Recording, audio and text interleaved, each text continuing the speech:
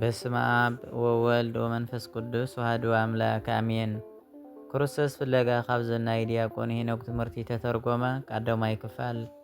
ኣብ ናይ ኣዳምን ሔዋንን ታሪክ ናይ ክርስቶስ ምሳሌ ነዚ መሰረት ዝኾነና ናይ ቅዱስ ጳውሎስ መልእኽቲ ቀዳማይ ቆሮንቶስ ምዕራፍ 15 ቁጥሪ 45 ከምኡውን ሮሜ ምዕራፍ 5 ቁጥሪ 14። እዞም ናይ መጽሓፍ ቅዱስ ወይም ኣብ ሓድሽ ኪዳን እንረኽቦም ጥቕሲ ዘረድኡና ኣብ ብሉይ ኪዳን ዘለዉ ታሪኻት ስለ ክርስቶስ ከም ዝናገሩ እዩ። ለኣብነት ቅዱስ ጴጥሮስ ስለ ጥምቀት ክናገር ከሎ ምስ ናይ ኖህ ታሪክ እናራኸበ እዩ ዝናገር። ቅዱስ ጳውሎስ እውን ብዛዕባ ኣብ ብሉይ ኪዳን ዝነበረ ግዝረት ክናገር ከሎ ምስ ጥምቀት እናራኸበ እዩ ዝናገር። ፋሲኻ ናብ ክርስቶስ መስዋዕቲ ኮይኑ እናበለ እውን ምስ ናይ ብሉይ ኪዳን ፋሲኻ ዝራኸብ ምዃኑ የረድአና እዩ። እዚኦምን ካልኦት ዘይጠቐስናዮም ብዙሓት ናይ መጽሓፍ ቅዱስ ማስረጃታት ዘረድኡና ኣብ ብሉይ ኪዳን ዘለዉ ታሪኻት ናይ ክርስቶስ ናይ ምድሓን ምሳሌ ምዃኖም እዩ። ኣብ ብሉይ ኪዳን ዝነበሩ ሰባት ማለት ብናይ ርእሶም ነፃ ፍቓድ ጽቡቕን ሕማቕን ሰሪሖም ዝሓለፉ እዮም።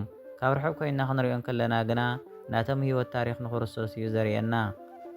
ልክዕ ከምቲ ሓደ ዓብዪ ዝግጅት ክዳሎ ከሎ ኣብቲ ዝግጅት ብርሑቕ ንዘሎ ሰብ ከም ዝንበብ ኮይኖም እቶም ሰባት ፊደላት ከም ዝሰርሑ እዞም ሰባት እዚኦም ንሳቶም ዝሰርሕዎ ቅርፂ ፊደል ነቲ ርሑቕ ዘሎ ሰብ እዩ ዝንበብ እምበር ንሳቶም ኣብዪ ናይ ቅርፂ ከም ዝሰርሑ ዘይከስተውዕልዎ ይኽእሉ እዮም። ናይ ብሉይ ኪዳን ሰባት እውን ልክዕ ከምዚኦም እዮም። ናይ ባዓልቶም ህይወት ነቢሮም እዮም ሓሊፎም። ናይ ክርስቶስ ነንፀባራቕ ከም ዝነበሩ ንሕና ድሓር ዘመን ዝመፃና ካብ ርሑቕ ርኢና ኢና ንርድኦ። ዕብራውያን ምዕራፍ 1 ቁጥሪ 1። ኣዳም ክርስቶስ ዳግማይ ኣዳም ተባሂሉ እዩ። ሮሜ ምዕራፍ 5 ቁጥሪ 14። ብርግፅ እውን ናይ ክርስቶስ ናይ ምድሓን ስራሕ ድጋሜ ንክሰርሐና ወይም ንክፈጥረና እዩ መፅኡ። ኩሉ ብክርስቶስ ሓድሽ ፍጥረት ኮነ ከም ዝበሎ ቅዱስ ጳውሎስ ዳግማይ ኣዳም ዝበሎ እውን እዚ እዩ። ኣዳም ንናይ መጀመርያ ፍጥረት በኩሪ ከም ዝነበረ ክርስቶስ እውን ነቲ ዳሕርዋይ ወይም ሓድሽ ፍጥረት ከም ኣዳም ናይ መጀመርያ ኮይኑ ከም ብሓድሽ ሰሪሕና እዩ። ሊቁ ቅዱስ ያሬድ እውን ወለደነ ዳግመ እማየ ወመንፈስ ቅዱስ ብምባል ናይ ሓድሽ ኪዳን ፍጥረት ዳግማይ ምውላድ ምዃኑ ይገልጸና። ብሓቅም ክርስቶስ ኣዳም ዘባላሽዮ ታሪክ ንኸስተኻኸል እዩ ሰብ ኮይኑ። ሉቃስና ማቴዎስ ናይ ክርስቶስ ዘርኢ ሓረግ ገልጹ ከለዉ ማቴዎስ ካብ መጀመርታ ጀሚሩ ኣብ ክርስቶስ ይውድእ፣ ሉቃስ ግና ካብ ክርስቶስ እዩ ዝጅምር። ሉቃስ ኣብዚ ከረድአና ዝደለየ ክርስቶስ ዳግማይ ከም ዝወለደና እዩ። ብኣዳም ምክንያት ሓጢኣት ናብ ዓለም ከም ዝኣተወ ብክርስቶስ ከዓ ድሕነት ተፈጸመልና። ቀዳማይ ቆሮንቶስ ምዕራፍ 15 ቁፅሪ 22። ንዓለም ሞት ምክንያት ዝኾነ ኣዳም ንዓለም ህይወት ዝኾነ ዳግማይ ኣዳም ክርስቶስ። ኣዳም ክፍጠር ከሎ ሔዋን ካብኡ ዝወፀት ወይም ዝተረኸበት ብድኻም እዩ። ዘፍጥረት ምዕራፍ 2 ቁፅሪ 21። ኣዳም ብድኻሙ ኣዴና ሔዋን ካብኡ ከም ዝተረኸበት ወይም ዝወፀት ብጥምቀት ዝተወለድናላ ኣዴና ቤተ ክርስቲያን ብናይ ክርስቶስ ድኻም ሞት እያ ዝተረኸበት።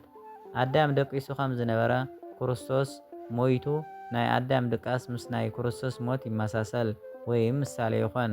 ስለዚ ኣዳም ደቂሱ ሔዋን ካብኡ ከም ዝተረኸበት ክርስቶስ ሞይቱ ከዓ ናይ ህያውያን ኩሉ ኣደ ዝኾነት ቅድስት ቤተ ክርስቲያን ተረኺባ።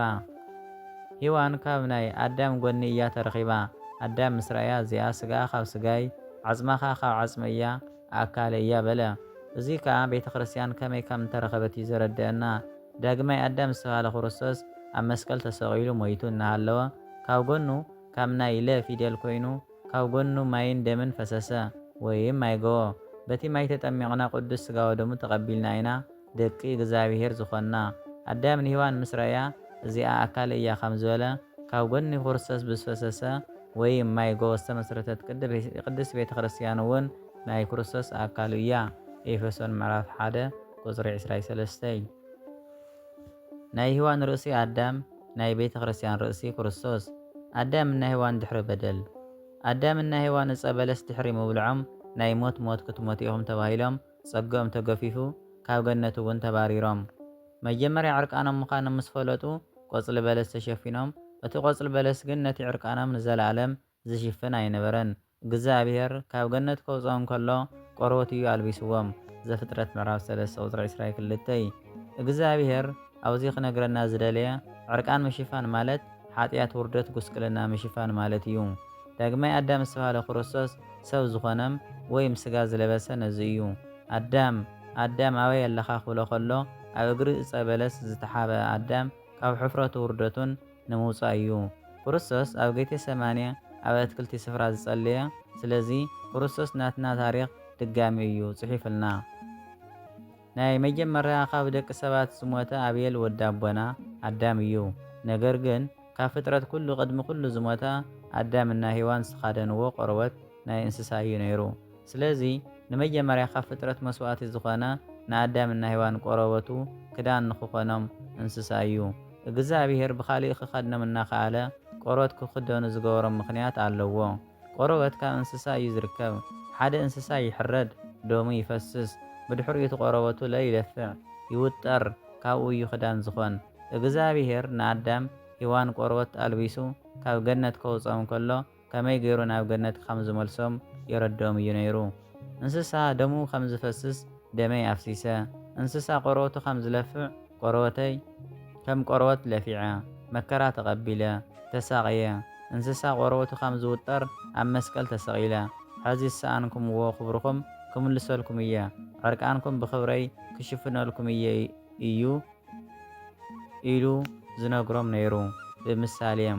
ስለዚ ኣዳም እና ሔዋን ካብ ገነት ክወፁ ከለዉ ዝተኻደንዎ ቆርበት ናይ ክርስቶስ ምሳሌ እዩ።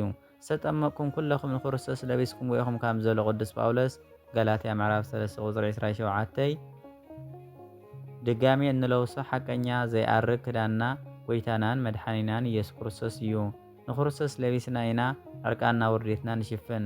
ከም ፍቓድ ኣምላኽ ካልኣይ ክፋል ክርስቶስ ኣብ ናይ ኣቤል ህይወት ዝብል ክቕፅል እዩ። ወስብሐት ለእግዚአብሔር።